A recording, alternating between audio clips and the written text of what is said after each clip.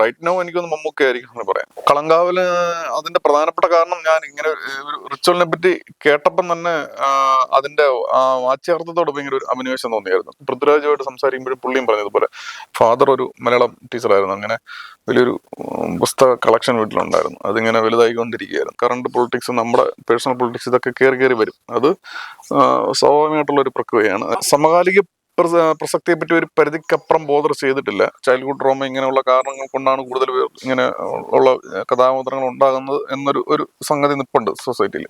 അങ്ങനെ അല്ലാത്തവരും ഉണ്ട്. അതിന്റെ ഒരു കോംപ്ലക്സിറ്റി പടത്തിനകത്ത് ഉണ്ടായിരുന്നു. അത് എല്ലാവർക്കും ഇഷ്ടപ്പെടുന്ന വർക്ക് ചെയ്യണമെന്നില്ല, ബട്ട് അങ്ങനെ ഉണ്ടായിരുന്നു ഇന്റൻഷ്യലി. സിനിമാ താല്പര്യം ചെറുപ്പത്തിൽ ഉണ്ടായിരുന്നില്ല.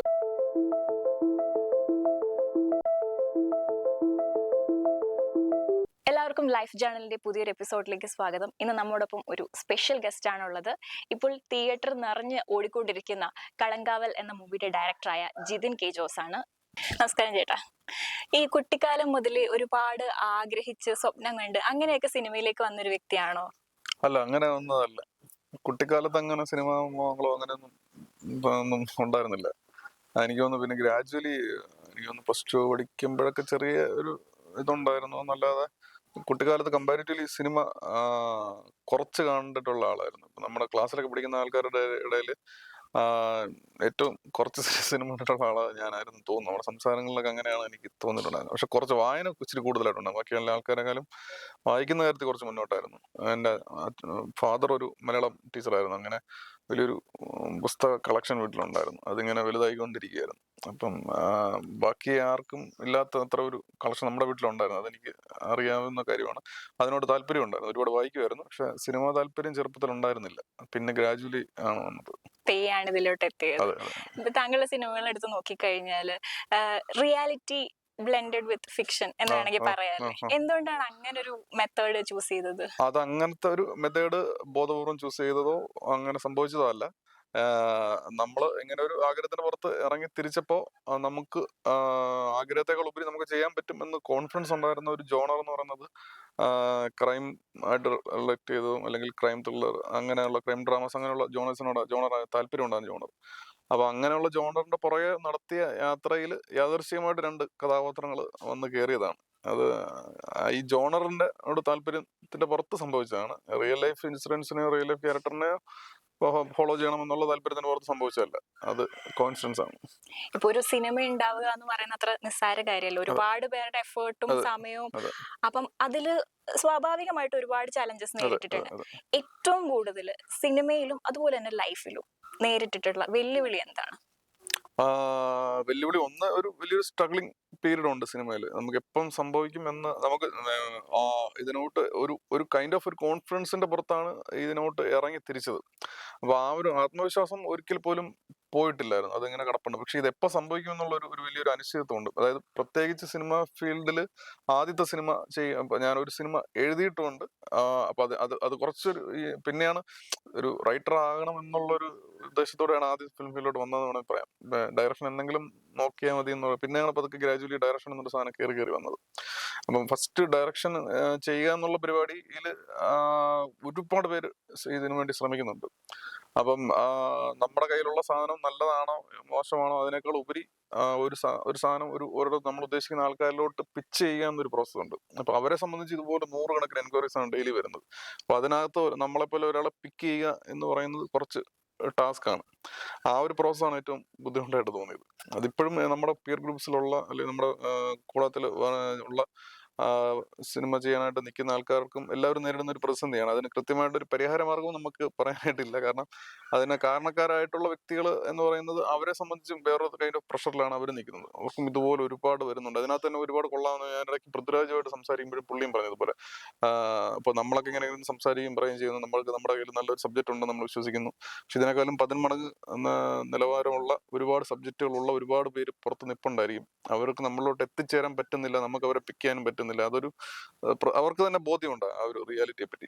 അപ്പം അതൊരു ആ വസ്തുതയുടെ ഒരു പ്രശ്നമാണ്. അതിനെ എങ്ങനെ പരിഹരിക്കാൻ പറ്റുമെന്ന് അറിഞ്ഞൂടാ. അതാണ് ഏറ്റവും വലിയ വെല്ലുവിളി. അതിപ്പോഴും എല്ലാവരും നേരിടുന്ന ഒരു സംഗതിയാണ്. ഇപ്പം താങ്കൾ ഒരു കഥ പറഞ്ഞ് കൺവിൻസ് ചെയ്യാനൊക്കെ ഒരുപാട് ബുദ്ധിമുട്ടിയിട്ടുണ്ടാവുമല്ലോ ഉണ്ടാവുന്നു. സ്വാഭാവികമായിട്ടും.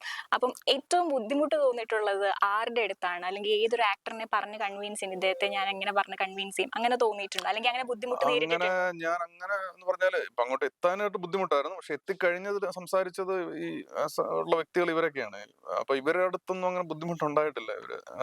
കാരണം എനിക്ക് കഥ പറയാൻ ഞാൻ കുറച്ച് മോശമാണ്. അങ്ങനെ എക്സ്പേർട്ട് ആയിട്ട് കഥ പറയുന്ന ആളല്ല. പക്ഷെ സ്ക്രീൻ പ്ലേ ആയിട്ട് പ്രസന്റ് ചെയ്യാൻ കുറച്ചും കൂടെ ഒരു കോൺഫിഡൻസ് ഉണ്ട്. സിനിമയോട് ഏറ്റവും അടുത്ത് നിൽക്കുന്ന നമ്മളെ കൊണ്ട് സിനിമ ഒരു വാക്കാലോ അല്ലെങ്കിൽ പേപ്പറിലൂടെയോ നമുക്ക് നമ്മുടെ മനസ്സിലുള്ള സിനിമയെ ഏറ്റവും കൃത്യമായിട്ട് എക്സ്പ്രസ് ചെയ്യാൻ പറ്റുന്ന പോസിബിൾ ആയിട്ടുള്ള ഒരു പരിപാടി എന്ന് പറയുന്നത് അതിന്റെ തിരക്കഥയുടെ അവതരണമാണ്. പിന്നെ അതിലും പൂർണ്ണമായിട്ട് സിനിമ കൺവേ ചെയ്യാൻ പറ്റില്ല. ബട്ട് എന്നാലും നമ്മളെ കൊണ്ട് ആർട്ടിക്കുലേഷന്റെ ഒരു മാക്സിമം അതാണ്. അപ്പൊ അങ്ങനെയാണ് അവരുടെ അടുത്തൊക്കെ പറയാനൊരു ചാൻസ് കിട്ടിയത്. അത്രയും സമയം അനുവദിച്ച് കിട്ടി. എന്തോ ഭാഗ്യം കൊണ്ടോ നമ്മളെ കൊണ്ടുപോയ ആൾക്കാരുടെയൊക്കെ ഇതുകൊണ്ടൊക്കെ ആയിരിക്കാം. അപ്പൊ അവിടെ അങ്ങനെ ബുദ്ധിമുട്ട് ഉണ്ടായിട്ട് വന്നിട്ടില്ല. പിന്നെ വേറെ ഇതിന്റെ ഭാഗമായിട്ട് ചില യാത്രകളിൽ നമ്മൾ ചില ദിവസം ചില ആൾക്കാരോട് പറയുമ്പോൾ നമുക്ക് തന്നെ മനസ്സിലാവും. കുറച്ച് പറഞ്ഞു കഴിയുമ്പോഴത്തേനും അങ്ങോട്ട് സെറ്റ് ആകുന്നില്ല എന്ന് നമുക്ക് തന്നെ ആയിരുന്നില്ല. ബോധ്യപ്പെടും. അതെ അതെ. അങ്ങനെയുള്ള ചില സന്ദർഭങ്ങൾ ഉണ്ടായിട്ടുണ്ട്. അതല്ലാതെ അങ്ങനെ വലിയ ബുദ്ധിമുട്ട് വന്നിട്ടില്ല. നേരിട്ടിട്ടില്ല. ഇല്ല. ഇപ്പം ഈ സ്ക്രിപ്റ്റ് എഴുതുമ്പോഴാണെങ്കിലും ഡയറക്ഷൻ ആണെങ്കിലും ഇത് ചെയ്യുന്ന സമയത്ത് ഇതിന്റെ സമകാലിക പ്രസക്തിയെ കുറിച്ച് ആലോചിച്ചിട്ടാണോ, അതോ ആ ഒരു സബ്ജക്റ്റിനോടുള്ള താല്പര്യം, ആ ഒരു ഇഷ്ടം അങ്ങനെയാണോ? സമകാലിക പ്രസക്തിയെ പറ്റി ഒരു പരിധിക്കപ്പുറം ബോധർ ചെയ്തിട്ടില്ല. ആ സബ്ജക്റ്റിനോടും ആ സിനിമ എന്ന് പറയുന്ന സാധനത്തില് ആ സിനിമാറ്റിക് കൺസെപ്റ്റ് ഉണ്ടായിരിക്കും. നമ്മുടെ മനസ്സിൽ രൂപപ്പെട്ടിരിക്കുന്ന ഒരു സിനിമാറ്റിക് കൺസെപ്റ്റ് ഉണ്ടായിരിക്കും. അതിനോടുള്ള ഒരു എക്സൈറ്റ്മെന്റ്, അതിനെ എങ്ങനെ ബെറ്റർ ആക്കാമെന്നുള്ള ചിന്ത, ഇതൊക്കെയാണ് കൂടുതലും ഡ്രൈവിംഗ് ഫോഴ്സസ് എന്ന് വേണമെങ്കിൽ പറയാം. പക്ഷെ അതിനുള്ളിൽ നമ്മൾ ഇൻ ഡീറ്റെയിൽ നമ്മൾ അതിനകത്ത് വർക്ക് ചെയ്യുമ്പോൾ ഒബ്വിയസ്ലി സമകാലികമായിട്ടുള്ള സംഗതികളും അതുപോലെ കറണ്ട് പൊളിറ്റിക്സ്, നമ്മുടെ പേഴ്സണൽ പൊളിറ്റിക്സ്, ഇതൊക്കെ കയറി കയറി വരും. അത് സ്വാഭാവികമായിട്ടുള്ള ഒരു പ്രക്രിയയാണ്. അതിനെ നമുക്ക് കോൺഷ്യസ്ലി തടയാനോ ഒന്നും പറ്റില്ല എന്ന് തോന്നുന്നു. അതിനകത്ത് എന്തെങ്കിലും പ്രശ്നങ്ങളുണ്ടെങ്കിൽ നമ്മൾ സ്വയം ഇമ്പ്രൂവ് ആകുക എന്നുള്ളതാണ് അതിനകത്ത് ഒരു പരിഹാരം എന്ന് തോന്നുന്നു. ബേസിക്കലി ആ സിനിമയെ തന്നെയാണ് ഡ്രൈവിംഗ് ഫോഴ്സ് ആയിട്ട് കാണുന്നത്. ഇപ്പൊ പേഴ്സണൽ പൊളിറ്റിക്സ് ഒക്കെ കയറി വരും എന്ന് പറഞ്ഞു. അങ്ങനെ കയറി വന്നിട്ടുള്ള ഏതെങ്കിലും സീനോ അല്ലെങ്കിൽ അങ്ങനത്തെ എന്തെങ്കിലും, ഇപ്പം കുറുപ്പായാലും കളങ്കാവലായാലും എടുത്തു കഴിഞ്ഞാൽ അങ്ങനെ എന്തെങ്കിലും ഒരു സംഭവം പറയാം രണ്ട് സിനിമയിലും? അങ്ങനെ കുറുപ്പിനകത്തും എനിക്കങ്ങനെ ഒരു പരിധിക്കപ്പുറം പറയാൻ പരിമിതിയുണ്ട്. കുറുപ്പ് അൾട്ടിമേറ്റ്ലി ഡയറക്ടേഴ്സ് സിനിമയാണ്. എല്ലാ സിനിമകളും അങ്ങനെയാണ്. അപ്പം അതിനകത്ത് മൈന്യൂട്ട് ഡീറ്റെയിലിംഗ് പോലും അങ്ങനെയാണ് പോകുന്നത്. ഇതിനകത്താണെങ്കിലും അത് ഇതിനകത്ത് വന്ന സംഗതികളിലൊക്കെ ഉത്തരവാദിത്തം എനിക്കാണ്. അത് അങ്ങനെയാണ്. അങ്ങനെ ഇതായിട്ട് പറയാൻ പേഴ്സണൽ പൊളിറ്റിക്സിൽ അങ്ങനെ പറഞ്ഞാൽ എനിക്ക് തോന്നുന്നു ഒരു സംഗതി വേണമെങ്കിൽ പറയാം. ഒരു എക്സാമ്പിൾ വേണമെങ്കിൽ പറയാവുന്നത്, ഇതിനകത്തൊരു ഒരു ഫ്ലാഷ് ബാക്ക് സീക്വൻസിൽ ഈ കഥാപാത്രം എന്തുകൊണ്ട് ഇങ്ങനെ ആയി എന്നതിനെ പറ്റി ഒരു സീക്വൻസ് പറയുന്നുണ്ട്. അത് പേഴ്സണൽ പൊളിറ്റിക്സ് എന്ന് പറയാൻ പറ്റത്തില്ല. ഒരു നമ്മൾ നടത്തിയ പിന്നെ ചില സ്റ്റഡീസിൽ ഈ പറയുന്ന പോലെ ചൈൽഡ്ഹുഡ് ട്രോമ ഇങ്ങനെയുള്ള കാരണങ്ങൾ കൊണ്ടാണ് കൂടുതൽ പേർ ഇങ്ങനെ ഉള്ള കഥാപാത്രങ്ങൾ ഉണ്ടാകുന്നത് എന്നൊരു ഒരു സംഗതി നിപ്പുണ്ട് സൊസൈറ്റിയിൽ. അങ്ങനെ അല്ലാത്തവരും ഉണ്ട് എന്ന് നമുക്ക് കുറെ അന്വേഷിച്ചപ്പോൾ മനസ്സിലായിരുന്നു. അങ്ങനെ ഒരു എക്സാമ്പിളാണ് നമ്മൾ ഇതിനകത്തോട് പറയാൻ ശ്രമിച്ചത്. പേഴ്സണൽ പൊളിറ്റിക്സ് എന്ന് പറയാൻ പറ്റില്ല, ഒരു സബ്ജക്റ്റീവ് പെർസ്പെക്റ്റീവ് എന്ന് വേണമെങ്കിൽ പറയാം. ഈ കുട്ടിക്കാലത്ത് അല്ലെങ്കിൽ ഇപ്പോഴാണെങ്കിലും ഈ വില്ലൻ കഥാപാത്രങ്ങളോട് ആരാധന തോന്നിയിട്ടുള്ള വ്യക്തിയാണോ? എന്ന് പറയാൻ പറ്റില്ല. പക്ഷെ വില്ലൻ കഥാപാത്രങ്ങൾ സൃഷ്ടിക്കുന്ന ഒരു പ്രിമേസ് ഉണ്ട്. ആ പ്രിമേസ് നമ്മൾ പറയുന്ന കഥകളിൽ, കഥ കേൾക്കുന്ന ആൾക്കാരിൽ ഒരു ക്യൂരിയോസിറ്റി അല്ലെങ്കിൽ ഒരു എക്സൈറ്റ്മെന്റ് സൃഷ്ടിക്കാനായിട്ട് ഒബ്വിയസ്ലി സഹായിക്കുമെന്ന് തോന്നുന്നുണ്ട്. അങ്ങനെ ഒരു കഥാപാത്രങ്ങൾ ഉണ്ടെങ്കിൽ ഈ പറയുന്ന സിനിമയ്ക്കും ഇതിനൊക്കെ ഇപ്പൊ എല്ലാ മനുഷ്യരും ഏതെങ്കിലും രീതിയിൽ ഫ്ലോഡ് ആയിരിക്കും. അങ്ങനെ ഐഡിയൽ ആയിട്ട് ആരും തന്നെ ഉണ്ടാവത്തില്ല. അപ്പം അതുകൊണ്ടാണ് സിനിമകളും സാഹിത്യങ്ങളും ഒക്കെ ഉണ്ടാകുന്നതിന്, സൃഷ്ടിക്കപ്പെടുന്നതിന്റെ പ്രധാനപ്പെട്ട കാരണം തന്നെ അതാണെന്ന് വിശ്വസിക്കുന്നത്. എല്ലാവരും ഐഡിയലാണ് അല്ലെങ്കിൽ സൽഗുണ സമ്പന്നരായിട്ടുള്ള വ്യക്തികളാണെങ്കിൽ ഇതിനൊന്നും പ്രസക്തിയെ ഉണ്ടാകില്ല. അപ്പം ഇതിന്റെയൊക്കെ മൂല കാരണങ്ങളിലൊന്ന് ഈ മനുഷ്യന്റെ ഈ ഒരു നേച്ചർ തന്നെയാണ് വിശ്വസിക്കുന്നത്. അത് ആ കഥാപാത്രങ്ങളോടുള്ള ആരാധന എന്ന് പറയാൻ പറ്റില്ല. ബട്ട് അത് അങ്ങനെയുള്ള കഥാപാത്രങ്ങൾ കാരണം സൃഷ്ടിക്കപ്പെടുന്ന കഥാപരിസരങ്ങളോടുള്ള ഒരു അഭിനിവേശമാണെന്നാണ് അഭിപ്രായം. ഇപ്പം താങ്കളുടെ ഇപ്പൊ സിനിമ എടുത്തു കഴിഞ്ഞാല് ഡയറക്ഷൻ, സ്ക്രിപ്റ്റ്, അങ്ങനെ ഓരോന്നും നമുക്ക് എടുത്തെടുത്ത് പറയാം. അങ്ങനെ അതാണ് ആൾക്കാരെ കൂടുതലും തിയേറ്ററിലേക്ക് എത്തിക്കുന്നതെന്ന് എനിക്ക് തോന്നിയിട്ടുണ്ട്. കാരണം ക്യാരക്ടറിന്റെ ഡെപ്ത്, അങ്ങനെ ഓരോന്നും എടുത്തെടുത്ത് പറയാം. താങ്കളുടെ പോയിന്റ് ഓഫ് വ്യൂവില് ഒരു സിനിമയിൽ ഏറ്റവും പ്രധാനപ്പെട്ട ഘടകം എന്താണ്? ഏറ്റവും പ്രധാനപ്പെട്ട ഘടകം എന്ന് പറയുന്നത് ഒരു പിന്നെ സിനിമ എന്ന് പറയുന്നത് ഈ പറയുന്ന എല്ലാ സംഗതികളുടെയും കൂടി ഒരു ആകത്തുകയാണ്. അവിടെ എഴുത്തിന് പ്രാധാന്യമുണ്ട്. എഴുത്തിൽ നമ്മൾ സൃഷ്ടിക്കുന്ന കഥാപാത്രങ്ങളെ പെർഫോം ചെയ്യുന്ന ആൾക്കാരുടെ പെർഫോമൻസിന് പ്രാധാന്യമുണ്ട്. നമ്മൾ എഡിറ്റ് ചെയ്ത് മ്യൂസിക്കിനും നമ്മൾ വിഷ്വൽസിനും എല്ലാത്തിനും ഇതിനകത്ത് പ്രാധാന്യമുണ്ട്. പക്ഷെ അൾട്ടിമേറ്റ്ലി സിനിമ ഡിപ്പെൻഡ്സ് ഓൺ ഒരു സംവിധായകന്റെ മനസ്സിൽ രൂപപ്പെടുന്ന ഒരു ഒരു ഒരു സിനിമാറ്റിക് ഒരു സങ്കല്പമുണ്ട്. അത് ഒരു കോൺസ്റ്റന്റ് ആയിട്ടുള്ള സംഗതിയല്ല. അത് ഒരു കോൺസ്റ്റന്റ് ആയിട്ട് ഇവോൾവ് ചെയ്തുകൊണ്ടിരിക്കുന്ന ഒരു സംഗതിയാണ്. നമ്മൾ ആൾക്കാരോട് സംസാരിക്കുമ്പോഴും അല്ലെങ്കിൽ നമ്മൾ കാണുന്ന സിനിമകൾ, കേൾക്കുന്ന മ്യൂസിക്, നമ്മൾ യാത്രകൾ കണ്ടുമുട്ടുന്ന വ്യക്തികൾ, ഇതെല്ലാം നമ്മുടെ സിനിമയ്ക്ക് ഇങ്ങനെ ഇൻപുട്സ് ആയിട്ട് തന്നുകൊണ്ടേയിരിക്കും. അപ്പൊ ഈ നമ്മുടെ മനസ്സിൽ രൂപാന്തരപ്പെട്ടുകൊണ്ടേയിരിക്കുന്ന ഒരു സിനിമാറ്റിക് കൺസെപ്റ്റ് എന്ന് പറയുന്ന ആ സംഗതിയാണ് ഏറ്റവും പ്രധാനമെന്ന് തോന്നുന്നു. അതിന്റെ എക്സിക്യൂഷനാണ് ബാക്കി പരിപാടികളെല്ലാം നടക്കുന്നത്. അപ്പൊ അതാണ് ഏറ്റവും ഇമ്പോർട്ടന്റ്. അതിനെ എങ്ങനെ ബെറ്റർ ആക്കുക എന്നുള്ളതാണ് നോക്കിക്കൊണ്ടിരിക്കുന്നത്. അതിനകത്ത് ഘടകങ്ങളാണ് ഈ പറഞ്ഞ കാര്യങ്ങളെല്ലാം. ഇപ്പൊ ഓരോരുത്തർക്കും സിനിമ ഓരോ ഇമ്പാക്റ്റ് ആണ് ഉം. ഉണ്ടാക്കിയിരിക്കുന്നത്. ചിലർ അതിനെ ഒരു സൊസൈറ്റിയോട് എന്തും വിളിച്ചു പറയാൻ ഒരു ആ, മീഡിയം ആയിട്ട് ആ, ചിലർ അതെ, കാണാറുണ്ട്. അതെ, ചിലര് അവരുടെ പൊളിറ്റിക്സ് അതിൽ അതെ, വരാറുണ്ട്. അതെ, നേരത്തെ പറഞ്ഞ അതെ. പോലെ താങ്കൾക്ക് സിനിമ എന്നാൽ എന്താണ്? കുട്ടിക്കാലം തൊട്ടേ ചിലർക്ക് പാഷനാണ്. ഉം, അപ്പം താങ്കൾ ഒരു ഡയറക്ടർ എന്ന ഉം. രീതിയിലോ അല്ലെങ്കിൽ ഒരു സ്ക്രിപ്റ്റ് റൈറ്റർ എന്ന രീതിയിലോ സിനിമ എന്നാൽ എന്താണ് താങ്കൾക്ക്? സിനിമ എന്ന് പറയുന്നത് എനിക്ക് ഏറ്റവും കൂടുതൽ മാനസികമായിട്ട് ഒരു ഒരു ഒരു ക്രിയേറ്റീവ് ഹൈ തരുന്ന ഒരു മീഡിയമാണ് അൾട്ടിമേറ്റ്ലി. അതാണ് അതിനെ ഒരു ഡ്രൈവിംഗ് ഫോഴ്സ് ആയിട്ട് നിലനിർത്തുന്നത് എന്റെ ജീവിതത്തിൽ. അത് ഈ പറയുന്ന ഒരുപാട് തരത്തിലുള്ള കലാരൂപങ്ങളുടെ ഒരു ഒരു കൂടിച്ചേരലാണ് സിനിമയിലൂടെ സംഭവിക്കുന്നത് ഞാൻ വിശ്വസിക്കുന്നു. അത് ഈ പറയുന്ന പോലെ ഒരു ലാസ്റ്റ് സെഞ്ചുറിയുടെ ഒരു പ്രോഡക്റ്റ് ആണിത്. അൾട്ടിമേറ്റ്ലി അത് കഴിഞ്ഞ് ആ സെഞ്ചുറിയിലും അടുത്ത സെഞ്ചുറിയിലും ഇപ്പൊ സിനിമ ഇപ്പൊ നമ്മൾ പിന്നെ നമ്മളിപ്പോൾ തിയേറ്ററിൽ പോയി 2.5 മണിക്കൂർ നേരം അല്ലെങ്കിൽ 3 മണിക്കൂർ നേരം അങ്ങനെ പല സമയം കണക്കുണ്ട് അങ്ങനെ കാണുന്നതാണ് നമ്മൾ ജനറലി സിനിമ എന്നുള്ള ഒരു ഡെഫിനേഷനിൽ നമ്മുടെ മനസ്സിൽ പെട്ടെന്ന് വരുന്നത്.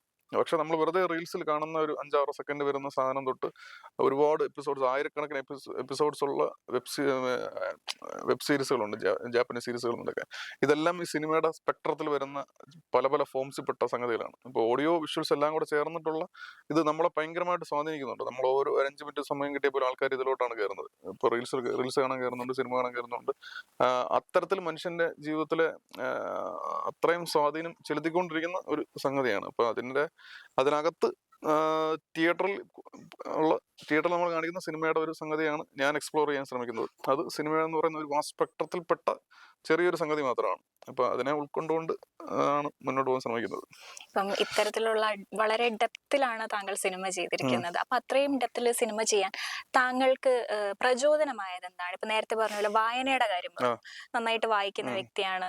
അപ്പം അതാണോ അത്, അല്ലെങ്കിൽ റിയൽ ലൈഫ് എക്സ്പീരിയൻസ് കൺമുന്നിൽ കണ്ടിട്ടുള്ള സംഭവങ്ങൾ, അല്ലെങ്കിൽ സ്വന്തം ജീവിതാനുഭവം തന്നെയാണോ കുറെയൊക്കെ സിനിമയിൽ ഇൻസ്പയർ ചെയ്തിട്ടുള്ളത്? വായന എന്ന് പറയുന്ന സംഗതി ഒരു സമയത്ത് ഈ പറഞ്ഞ പോലെ കുട്ടിക്കാലത്ത് നല്ലതായിട്ടുണ്ടായിരുന്നു. പക്ഷെ അത് അവിടെ നിന്ന് സ്റ്റോപ്പായി പോയ സംഗതിയാണ്. പിന്നെ അത് തുടരാൻ പറ്റിയിട്ടില്ല. കാരണം വേറെ ഒന്നുമല്ല, സിനിമയോട് ഒരു അഭിനിവേശം ഇത് തോന്നി കഴിഞ്ഞ് പിന്നെ ഫുൾ സിനിമയുടെ ഒരു ലോകത്തായിരുന്നു.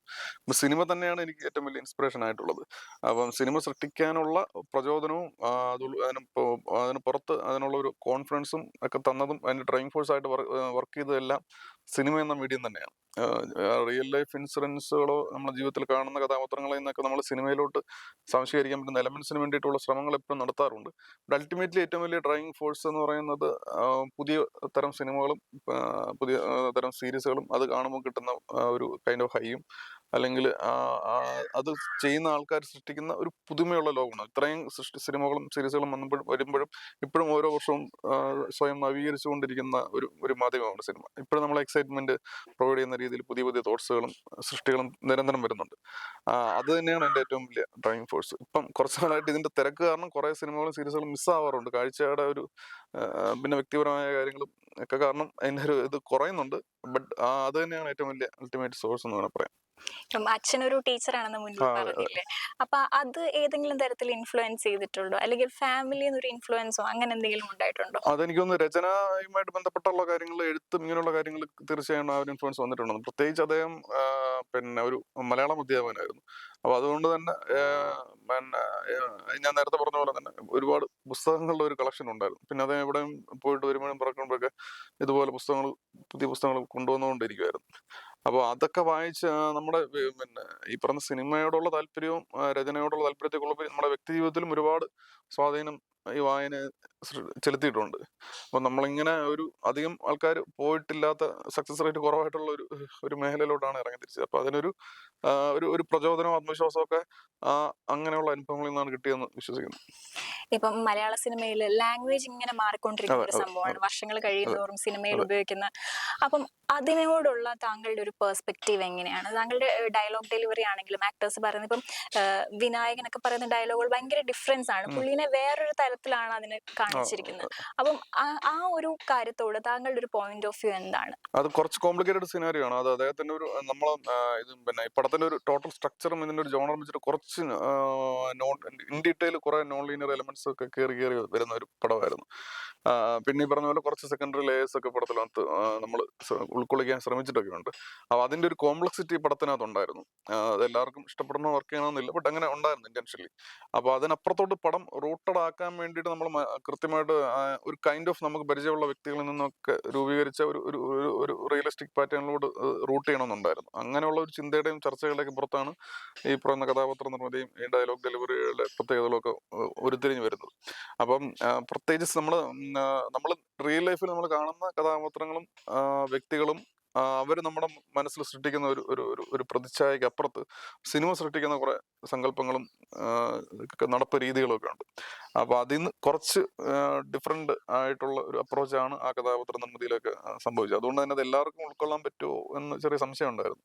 ഇപ്പം ഞാൻ വളരെ അപൂർവം ചില സിനിമകളിലാണ് ഇപ്പൊ നമ്മൾ സംസാരിച്ചുകൊണ്ടിരിക്കുമ്പോൾ നമുക്ക് ആൾക്കാർ നമ്മുടെ റിയൽ ലൈഫിൽ നമ്മൾ സംസാരിക്കുമ്പോൾ ഇടയ്ക്കിടയ്ക്ക് നമുക്ക് ചിലപ്പോൾ തെറ്റാം, പറഞ്ഞ കാര്യം കണക്ട് ആവാതെ പോയി പിന്നെ അത് ഇതൊക്കെ ചെയ്യാം. അങ്ങനെയുള്ളത് നമ്മൾ സിനിമയിൽ കാണാൻ വളരെ കുറവാണ്. സിനിമയിൽ എപ്പോഴും ഡയലോഗ് തെറ്റിയ റീടേക്ക് അടിച്ചിട്ട് അതാണ് സിനിമയുടേതായ ഒരു റിയലിസം. അതാണ് അതും ആക്ച്വൽ റിയലിസവും തമ്മിൽ ഭയങ്കര വ്യത്യാസമുണ്ട്. അതുപോലെ പോർട്രേ ചെയ്യുന്നതിന് പരിമിതിയുണ്ട്, ബട്ട് സ്റ്റിൽ അതിനോട് കുറേയൊക്കെ അടുത്ത് നിൽക്കാനാണ് നമ്മൾ ശ്രമിച്ചത്. അപ്പോൾ അത് ചിലപ്പം കണക്ട് ആവാൻ ബുദ്ധിമുട്ട് വരും എന്നൊരു ടെൻഷൻ ഉണ്ടായിരുന്നു. പക്ഷേ അങ്ങനെ വലിയ ബുദ്ധിമുട്ടില്ലാതെ പോയി. കൂടുതൽ പേർക്ക് ഇഷ്ടപ്പെട്ടെന്ന് തോന്നുന്നു. മലയാളം ഇൻഡസ്ട്രി മറ്റുള്ള ഇൻഡസ്ട്രികളിൽ നിന്നെല്ലാം വേറിട്ട് നിൽക്കുന്നതായിട്ട് തോന്നിയിട്ടില്ലേ? അതായത് എല്ലാ രീതിയിലും. കാര്യം കൂടുതലും എടുത്തു പറയുകയാണെങ്കിൽ റിയൽ ലൈഫ് ഇൻസിഡൻസിനും പ്രാധാന്യം കൊടുക്കുക. അതുപോലെ ഏതൊരു സിനിമ ചെയ്യുമ്പോഴും മ്യൂസിക് അങ്ങനെയുള്ള ഘടകങ്ങൾ ഉണ്ടെങ്കിൽ പോലും അതൊക്കെ ഒന്ന് എൻഹാൻസ് ചെയ്യാൻ വേണ്ടിയിട്ടാണ് നമ്മൾ സിനിമയിൽ യൂസ് ചെയ്യുക. പക്ഷെ അതിനേക്കാട്ടിലെല്ലാം അപ്പുറം ക്യാരക്ടറിനാണെങ്കിലും കഥയ്ക്കാണെങ്കിലും അങ്ങനെ മൊത്തത്തിൽ സിനിമ പ്രാധാന്യം കൊടുക്കുന്നത് അതിന്റെ ആ ഒരു കണ്ടന്റിനാണ്. അങ്ങനെ തോന്നിയിട്ടുണ്ടോ മറ്റുള്ള ഇൻഡസ്ട്രികളിൽ നിന്നെല്ലാം വ്യത്യസ്തമായിട്ട് റിയാലിറ്റിക്കും റിയൽ ലൈഫിനും പ്രാധാന്യം കൊടുക്കുന്നതായിട്ട്? അങ്ങനെ വേണമെങ്കിൽ പറയാൻ തോന്നും. കാരണം പിന്നെ നമ്മുടെ സിനിമയിൽ മാത്രമല്ല, സാഹിത്യം അങ്ങനെയുള്ള കാര്യങ്ങളിൽ പോലും നമുക്ക് വേറൊരു ഒരു ഒരു ഹിസ്റ്ററി ഉണ്ട് നമ്മുടെ നാടിനും. അതുപോലത്തെ നാട്ടിലെ ഈ സാഹിത്യ ആസ്വാദനം എല്ലാത്തിനും അതിന്റെ ഒരു ഒരു ഒരു ഒരു ഒരു എക്സ്റ്റൻഷൻ സിനിമ പ്രേക്ഷകരുടെ ഇടയിൽ ഉണ്ടായിട്ടുണ്ടെന്ന് തോന്നുന്നു. കാരണം ഇപ്പം ബാക്കി എല്ലാ രീതിയിലും സാംസ്കാരികപരമായിട്ടാണെങ്കിലും പിന്നെ വിദ്യാഭ്യാസപരമായിട്ടും കുറച്ച് ഡിഫറെന്റ് ആയിട്ടുള്ള ഒരു സൊസൈറ്റിയാണ് നമ്മുടെ തോന്നുന്നു. അതിന് പല പല കാരണങ്ങളുണ്ടായിരിക്കാം. അതുകൊണ്ട് തന്നെ ഇപ്പോ പലതരത്തിലുള്ള എക്സ്പോഷറും കുറച്ചും കൂടെ വേറൊരു രീതിയിൽ ഇവിടെ ആൾക്കാർ കിട്ടുന്നുണ്ടെന്ന് തോന്നുന്നു. പ്രത്യേകിച്ച് പിന്നെ ഈ പോസ്റ്റ് ഇന്റർനെറ്റ് റവല്യൂഷന്റെ പീരീഡിലാണെങ്കിലും ഈ പറഞ്ഞ പോസ്റ്റ് ടൊറന്റ് ഏരിയ അന്നേരമൊക്കെ ഒരുപാട് എക്സ്പോഷർ മലയാളത്തിലുള്ള പ്രേക്ഷകർക്ക് ലോക സിനിമയിലുള്ള പലതരത്തിലുള്ള സിനിമകളുമായിട്ട് കിട്ടിയിട്ടുണ്ടെന്ന് തോന്നുന്നു. അപ്പൊ ആ ഒരു ഒരു ഒരു സിനിമാറ്റിക് ലിറ്ററസിയില് ഒരു ഒരു ഒരു ചെറിയൊരു വ്യത്യാസം നമ്മുടെ പ്രേക്ഷകർക്കുണ്ടെന്ന് തോന്നുന്നു. അൾട്ടിമേറ്റ്ലി പ്രേക്ഷകരുടെ ഒരു സിനിമാറ്റിക് ലിറ്ററസിയും ഈ പറയുന്ന ഫിലിം മേക്കേഴ്സിന്റെ സമൂഹമായിട്ടും ഒരു ഒരു കൈൻഡ് ഓഫ് പരസ്പര പൂരകമായിട്ടുള്ള ഒരു സംഗതി നിലനിൽക്കുന്നുണ്ടെന്ന് തോന്നുന്നു. അപ്പൊ ആ ഒരു കൊടുക്കൽ വാങ്ങൽ പ്രക്രിയ ഫിലിം നമ്മുടെ ഇവിടെ ഉണ്ടാകുന്ന സിനിമയെ സ്വാധീനിക്കുന്നുണ്ടെന്ന് തോന്നുന്നു. അതുകൊണ്ട് ഇങ്ങനെ സംഭവിക്കുന്നതാണെന്ന് തോന്നുന്നു. ഒരു പരിധിക്കപ്പുറം ഓവർ ദ ടോപ്പ് ആയിട്ടുള്ള സംഗതികൾക്ക് ഇവിടെ ആൾക്കാർ അങ്ങനെ അക്സെപ്റ്റ് ചെയ്യാത്തതിന്റെ പ്രശ്നമാണോ, അങ്ങനത്തെ സിനിമകൾ ഉണ്ടാകാത്തതിന്റെ ആണോ എന്ന് അറിഞ്ഞൂടാ. അങ്ങനെയുള്ള സിനിമകളുടെ ഒരു കുറവ് ഇവിടെ അനുഭവപ്പെടാറുണ്ട്. ചിലപ്പം ബഡ്ജറ്റിന്റെ പ്രശ്നം, ഇങ്ങനെ ഒരുപാട് ഘടകങ്ങളുണ്ടായിരിക്കും. അങ്ങനെ സിനിമകൾ കുറച്ചുകൂടെ മറ്റ് ഭാഷകളിലാണ് കൂടുതലും വരുന്നത്. പക്ഷെ അതും ഇവിടെ ഉള്ള ആൾക്കാർ ആസ്വദിക്കാറുണ്ട്. ചിലപ്പം ഇവിടെ അങ്ങനെ ഒരു ചെറിയൊരു മാറ്റം സംഭവിച്ചേക്കാം, അങ്ങനെ അറിഞ്ഞൂടാ. ഇപ്പൊ നിലവിൽ ഈ പറഞ്ഞ പോലെ തന്നെയാണ് പോകുന്നത്. അതിന് ഇങ്ങനെ പല പല കാരണങ്ങളുണ്ടെന്ന് തോന്നുന്നു. താങ്കൾക്ക് മാറ്റം വരണം എന്ന് തോന്നിയിട്ടുള്ള എന്തെങ്കിലും ഉണ്ടോ? അങ്ങനെ ഇന്റൻഷ്യലി മാറ്റം വരണം എന്ന് ഇങ്ങനെയുള്ള ഓവർ ദ ടോപ്പ് സിനിമകൾ കുറച്ചും കൂടെ വന്നാൽ കൊള്ളായിരിക്കും. പിന്നെ ഹൊറർ പോലെ അങ്ങനെ കുറെ സയൻസ് ഫിക്ഷൻ ഇങ്ങനത്തെ കുറെ ജോണർ കുറെ കൂടെ എക്സ്പ്ലോർ എനിക്ക് ചെയ്യണമെന്നല്ല പറഞ്ഞത്, ഇവിടെ മൊത്തത്തിൽ നമ്മുടെ ഇൻഡസ്ട്രിയിൽ കുറച്ചും കൂടെ വന്നാൽ കൊള്ളാം എന്ന് തോന്നുന്നു. അതിന്റെ സൂചനകൾ ഇപ്പം വരുന്നുണ്ട്. ഒരുപാട് സിനിമകളും ചിന്തകളും അങ്ങനത്തെ രീതിയിൽ വരുന്നുണ്ടെന്ന് തോന്നുന്നു. അപ്പൊ അധികം താമസിയാതെ ഇത്തരത്തിലുള്ള മാറ്റങ്ങൾ ഇവിടെ ഉണ്ടാകും എന്ന് വിശ്വസിക്കുന്നു. ഈ കളങ്കാവൽ മൂവിക്ക് അങ്ങനെ ഒരു പേരിടാനുള്ള കാരണം എന്താണ്? കളങ്കാവല് അതിന്റെ പ്രധാനപ്പെട്ട കാരണം ഞാൻ ഇങ്ങനെ ഒരു റിച്വലിനെ പറ്റി കേട്ടപ്പം തന്നെ അതിന്റെ വാച്യാർത്ഥത്തോട് ഭയങ്കര ഒരു അഭിനിവേശം തോന്നിയായിരുന്നു. കളത്തിന് കാവൽ നിൽക്കുക എന്നുള്ള ഒരു അർത്ഥമാണ് അതിനുണ്ടായിരുന്നത്. അതിനേക്കാള് പിന്നെ ഉപരിയായിട്ട് അതിന്റെ പുറകിലുള്ള ആ ഒരു റിച്വലിന്റെ പുറകിലുള്ള ഐതിഹ്യം എന്ന് പറയുന്നത് ഈ പറയുന്ന പോലെ ഭദ്രകാളി ദേവി അസുര ശക്തിയായിട്ടുള്ള ദാരികനെ അന്വേഷിച്ച് 8 ദിക്കിലും പോയി ആ അസുരനെ നിഗ്രഹിക്കുന്നതുമായിട്ട് ബന്ധപ്പെട്ടുള്ള ഒരു ഐതിഹ്യമായിരുന്നു. അപ്പൊ ആ ഒരു കൺസെപ്റ്റിന് നമ്മുടെ സിനിമയിലെ കഥാഗതിയുമായിട്ട് സംഭവം സ്പിരിച്വലി ഒരു സംഭവം അങ്ങനെ ഒരു കണക്ഷൻ ഉണ്ടെന്ന് തോന്നി. അങ്ങനെയാണ് ഈ പേര് ഇടാനായിട്ടുള്ള കാരണം. ഈ അടുത്ത് നമ്മളെ വിട്ടുപോയ നടൻ ശ്രീനിവാസൻ, അത് മലയാള സിനിമയ്ക്ക് ഒരു തീരാ നഷ്ടമാണ്. അദ്ദേഹത്തിന്റെ സിനിമകൾ, അതായത് താങ്കൾ ഒരു സ്ക്രിപ്റ്റ് റൈറ്ററും ഡയറക്ടറുമാണ് അദ്ദേഹം, അതുപോലെ എഴുത്തിലൂടെയൊക്കെ ഒരുപാട് പേരെ അത്ഭുതപ്പെടുത്തിയിട്ടുണ്ട്. അപ്പൊ ആ ഒരു നിലയ്ക്ക് അദ്ദേഹത്തിന്റെ സിനിമകൾ താങ്കളെ ഏത് രീതിയിലാണ് ഇൻഫ്ലുവൻസ് ചെയ്തിട്ടുള്ളത്? അദ്ദേഹത്തിന്റെ സിനിമകൾ ഭയങ്കരമായിട്ട് ഇൻഫ്ലുവൻസ് ചെയ്തിട്ടുണ്ട്. എല്ലാ സിനിമയുടെ ഇപ്പൊ അദ്ദേഹത്തിനെയും അദ്ദേഹത്തിന്റെ പൊളിറ്റിക്സിനോടും താല്പര്യമില്ലാത്ത പിന്നെ എഴുത്തുകാരും ഒക്കെ ഉണ്ട്. അവരെ പോലും ഇൻഡയറക്ട്ലി ഓർ ഡയറക്ട്ലി അദ്ദേഹത്തിന്റെ സിനിമകളും ചിന്തകളും സ്വാധീനിച്ചിട്ടുണ്ടെന്നാണ് ഞാൻ വിശ്വസിക്കുന്നത്. ആ രീതിയിൽ ഒരു റീച്ചും ഒരു പൊട്ടൻഷ്യലും അദ്ദേഹത്തിന്റെ ഉള്ളിൽ ഒരു ക്രിയേറ്റീവ് ജീനിയസിന് ഉണ്ടായിരുന്നു എന്ന് വേണമെങ്കിൽ പറയാം. ഒരു ആക്സിഡന്റൽ റൈറ്റർ ആയ വ്യക്തിയാണ് അദ്ദേഹം എന്ന് ഇങ്ങനെ കേട്ടിട്ടുണ്ട്. ബട്ട് അതിനേക്കാളൊക്കെ ഉപരി ഒരു ഭയങ്കരമായിട്ട് ക്രിയേറ്റീവ് ഒരു പിന്നെ സ്വന്തം സ്വത്വത്തെ ഉൾപ്പെടെ എല്ലാത്തിനെയും ഒരു സർക്കാസ്റ്റിക് ആംഗിളിൽ നോക്കി കാണാനുള്ള ഒരു ഒരു ഒരു ഒരു ഇതുണ്ടായിരുന്ന, എന്നാൽ ഭയങ്കര ക്രിയേറ്റീവായിട്ട് ചിന്തകളെ അവതരിപ്പിക്കാനും ഇതുണ്ടായിരുന്ന, ഇതെല്ലാം ചെയ്യുമ്പോൾ പോലും അതിനകത്തൊരു ഭയങ്കര രസകരമായ ഒരു നർമ്മത്തിന്റെ മേമ്പടിയും അദ്ദേഹത്തിന്. അപ്പൊ അദ്ദേഹത്തിന്റെ സിനിമകൾ തന്നെയാണ് നമ്മളെ ഇങ്ങനെ പറയാനായിട്ട് പ്രേരിപ്പിക്കുന്നതെന്ന് തോന്നുന്നു. അത് സിനിമകൾ ഇപ്പോഴും സംസാരിക്കുന്നുണ്ട്.